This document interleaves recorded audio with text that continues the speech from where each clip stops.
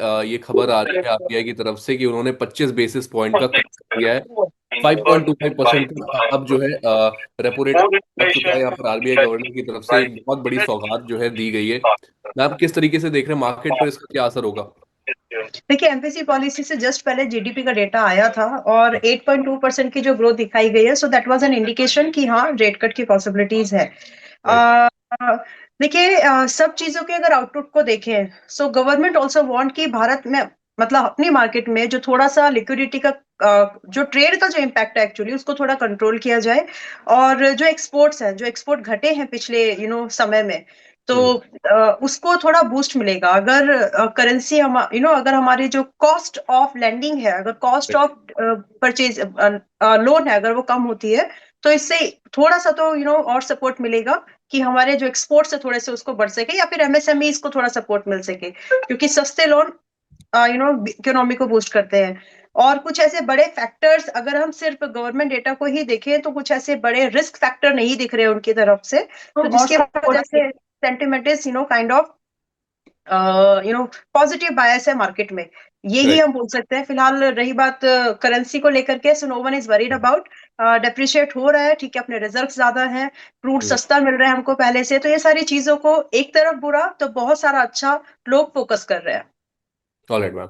Ma'am, rate cut का impact banking sector पर अब यहाँ से किस तरीके से आप देख रहे हो, और अगर वहाँ पे कुछ आपके पसंदीदा काउंटर्स हैं तो किसके साथ जाना चाहिए मैम यहाँ से? देखिए, पसंदीदा काउंटर्स में मैं कोटक को आजकल ट्रैक कर रही हूँ। मतलब इनफैक्ट मैंने 1% अब भी हो गया है वो। कल अच्छा। हमने अपने मेंबर्स को इसमें कॉल ऑप्शन फ्यूचर्स में भी एंड इक्विटी में भी इसको ऑप्शंस में भी इसको दिया है। सो राइट। अभी के हिसाब से अगर मैं सभी बैंक्स को देखूं, तो मुझे फिलहाल के लिए कोटक बैंक थोड़ा स्टेबल, हम्म। लो रिस्क पर एक बेटर अपॉर्चुनिटी के हिसाब से लग रहा है। तो अभी 2100 के आसपास है, 2150 के आसपास। Still there is a potential कि ये थोड़ा सा और ऊपर जा सकता है, but do maintain a stop loss.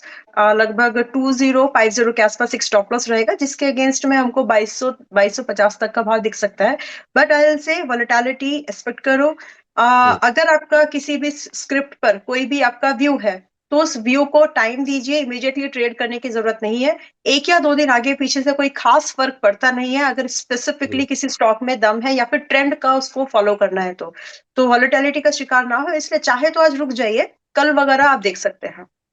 Alright, तो चलिए आज के लिए थोड़ा सा आपको इंतजार कर लेना चाहिए। निफ्टी की अगर हम बात करें, बैंक निफ्टी की बात करें, दोनों में ही अब जो है एक अच्छा मोमेंटम देखने को मिल रहा है। बैंक निफ्टी में 200 और 250 पॉइंट्स के आसपास की जो है यहाँ पर तेजी इस टाइम पर देखने को मिली। 26,070 के आसपास पे निफ्टी काम कर रहा है। 30 से 35 पॉइंट्स की यहाँ पर बढ़त के साथ ये जो है निफ्टी भी काम करता हुआ नजर आ रहा है। निफ्टी आईटी की बात करें, कल के दिन पर बहुत अच्छा स्ट्रेंथ मैम देखने को मिला। उसके एक दिन पहले भी जहां पर पूरा मार्केट अंडर परफॉर्म कर रहा था, निफ्टी आईटी अकेला ही कहीं ना कहीं पूरे मार्केट को संभाले हुए था। निफ्टी आईटी इंडेक्स अब इस पॉइंट से कैसे देख रहे हो? रुपी भी डिप्रिशिएट कर रहा है, उसका ही फायदा मिलेगा?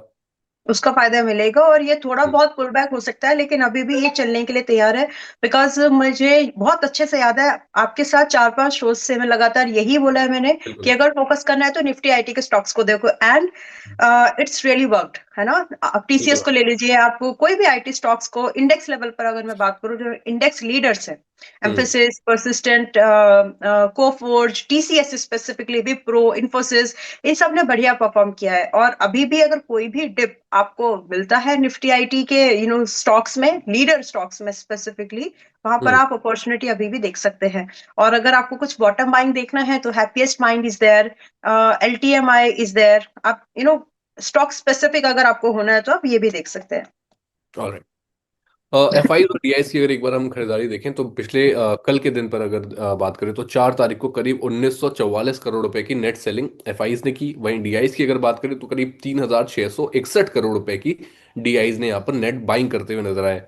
मैम, इस पॉइंट से जब आरबीआई ने रेट कट कर दिया है और कहीं ना कहीं फेड की तरफ से भी जो है अनाउंसमेंट अब ड्यू है, वो भी आती हुई दिख सकती है हमें। यस। एफआईज की वापसी क्या यहाँ से आप एक्सपेक्ट कर रहे हैं?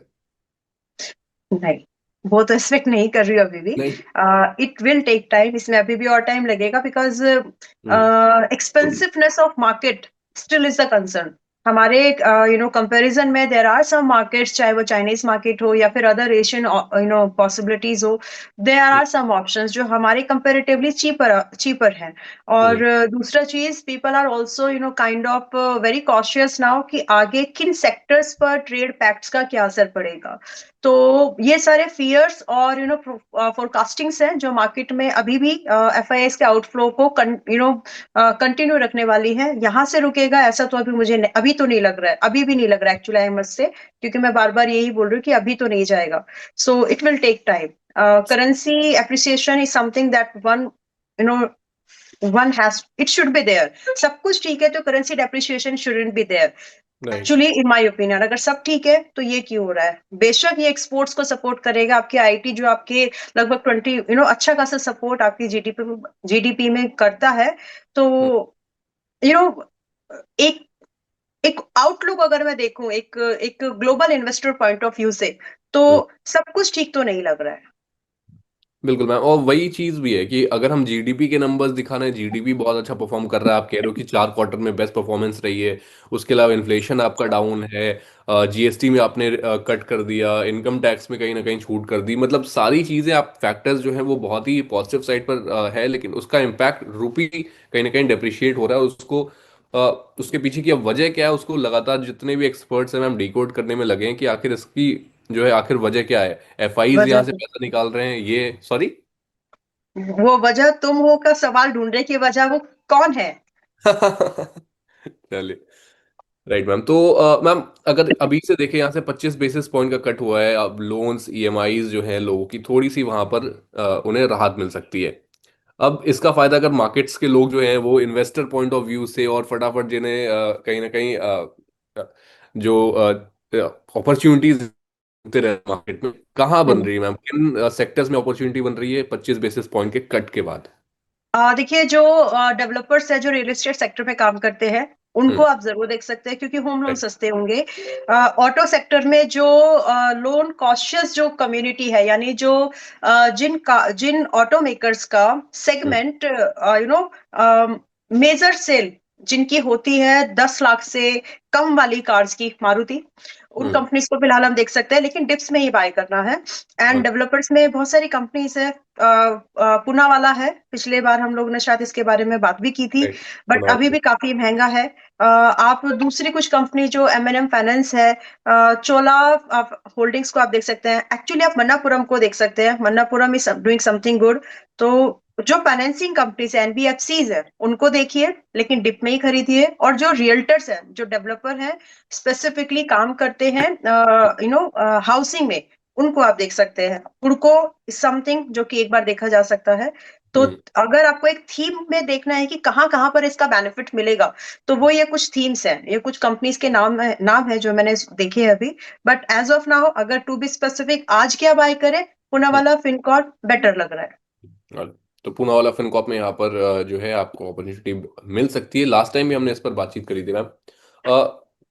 मैम आरबीआई बैठक के बाद से ना एक और चीज सामने निकल के आई, FY 26 के लिए उनकी ग्रोथ की फोरकास्ट, और उसे अब बढ़ा करके 7.3% कर दिया गया। लास्ट जो था वो 6.80 था। अब हम्म। यहाँ से जीडीपी फोरकास्ट बढ़ाने से किन सेक्टर्स को आपको लग रहा है कि ज्यादा वहां से हमें कहीं ना कहीं जीडीपी ग्रोथ देखने को मिल सकती है, और किन सेक्टर्स पर फोकस करना चाहिए अगर ये फोरकास्ट है यहाँ से तो? और देखिए, एनर्जी शुड बी देयर, क्योंकि कुछ भी बढ़े एनर्जी बढ़ेगा।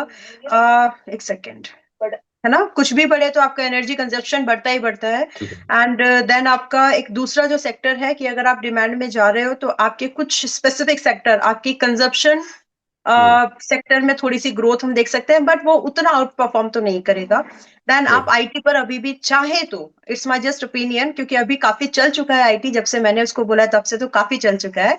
बट स्टिल, अगर डिप मिले तो आईटी में अभी भी थोड़ा सा ओवरवेट हो सकते हैं। तो ओके। ये कुछ थीम है। और जो थीम्स पिछले कुछ क्वार्टर्स में अंडर परफॉर्म किया है, जहां पर कैपेक्स डाउन हुआ है, हो सकता है फ्यूचर में उनको बूस्ट करने के लिए कुछ कैपेक्स अनाउंसमेंट्स भी हो।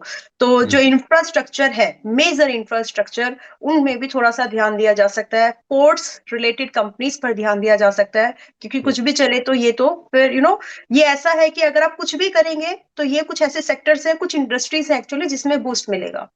करेक्ट। तो एक पूरी बास्केट आपको मिल गई है यहाँ पर, मैम ने आपके लिए बना के दे दी। अगर आप इस पॉइंट से मार्केट में कोई फ्रेश पोजीशन बनाना चाहते हैं, कुछ फ्रेश एंटर करना चाहते हैं, आपके लिए एक पूरी बास्केट तैयार है। आपको कौन कौन से सेक्टर्स में किस तरीके से एलोकेट करना चाहिए, सारी चीजें आपके सामने रख दी गई हैं।